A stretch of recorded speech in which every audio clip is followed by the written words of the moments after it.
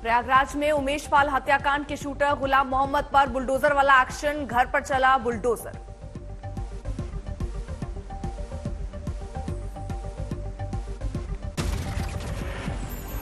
प्रयागराज नगर निगम ने गुलाम मोहम्मद के घर के साथ उसकी दुकानें भी तोड़ी, बिना नक्शा पास कराए किया गया था अवैध निर्माण। परिजनों ने पुश्तैनी संपत्ति होने का दिया हवाला। उमेश पाल हत्याकांड में गोलियां दागते सीसीटीवी में कैद हुआ था गुलाम मोहम्मद। प्लान के तहत एक दुकान में कैप लगाकर पहले से खड़ा था। गुलाम मोहम्मद की मां ने कहा, अगर एनकाउंटर में मारा जाएगा मेरा बेटा गुलाम मोहम्मद तो उसकी शव लेने भी नहीं जाऊंगी।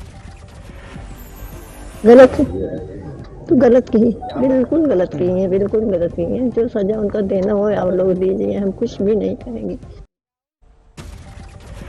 अमृतपाल सिंह को पुलिस ने घोषित किया भगौड़ा, एनआईए संभाल सकती है खालिस्तानी समर्थक का केस।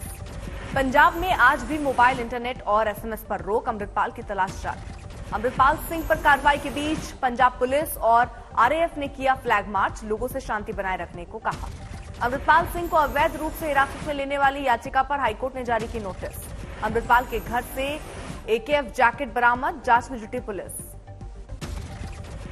अमृतपाल के चाचा और ड्राइवर ने किया सरेंडर, जालंधर के मेहतपुर थाने में किया आत्मसमर्पण। आज भी संसद में जमकर बरपा हंगामा, बीजेपी ने राहुल के बयान और विपक्षी सांसदों ने अडानी को मुद्दा लोकसभा में उठाया। बीजेपी ने माफी और विपक्ष ने जेपीसी की मांग को लेकर की नारेबाजी।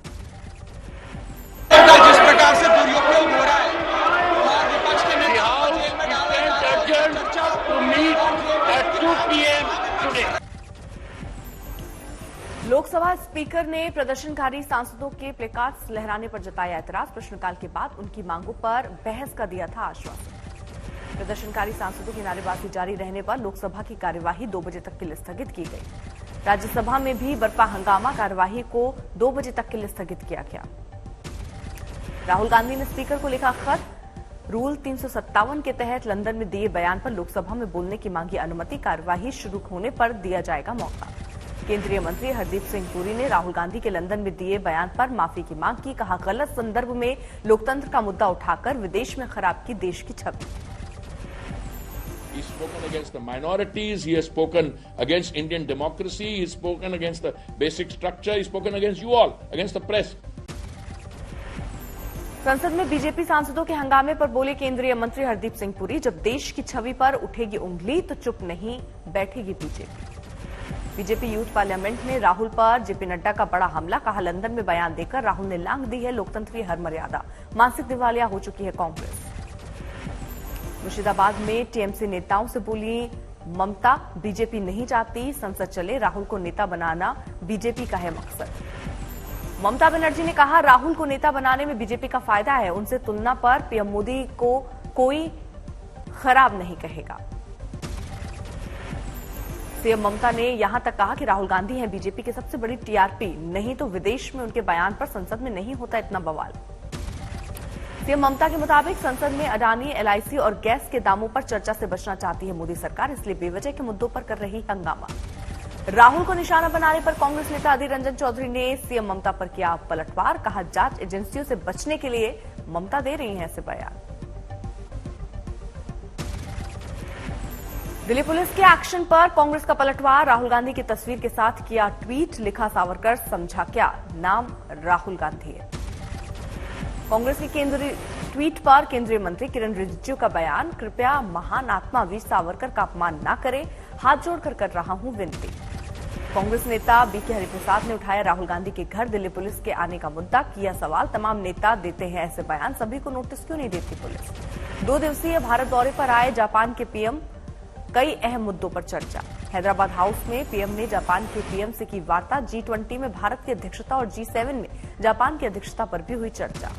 प्रधानमंत्री मोदी ने जापान के पीएम किशिदा से पहले हुई 3 मुलाकातों का भी दिया हवाला। कहा, भारत और जापान के बीच हुए हैं कई अहम समझौते। पीएम मोदी ने कहा, आज की बातचीत से द्विपक्षीय समझौतों को मिला बल, 3,20,000 करोड़ के जापानी निवेश का तय हुआ लक्ष्य।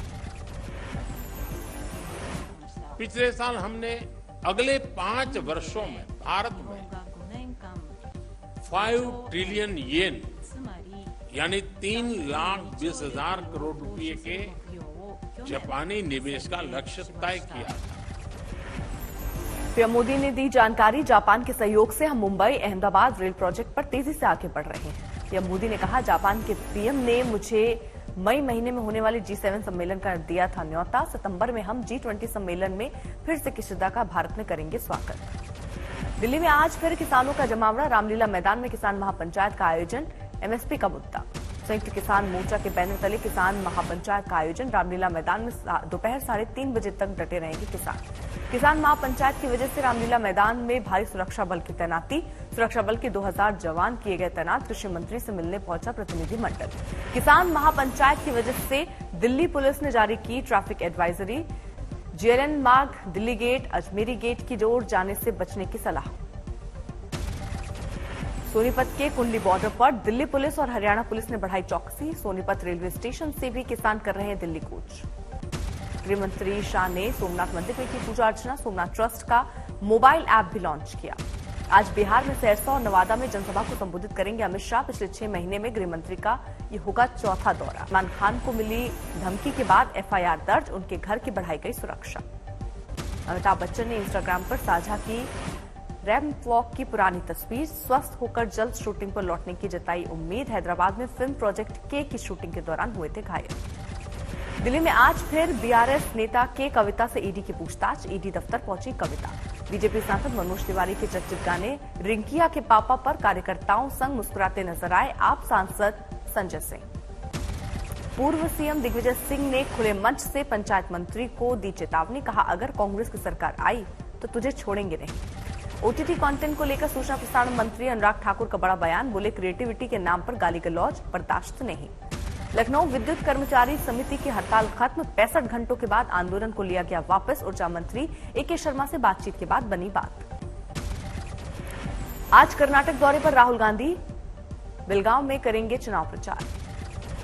कांग्रेस अध्यक्ष खड़गे भी कर्नाटक दौरे पर प्रचार अभियान को देंगे गति।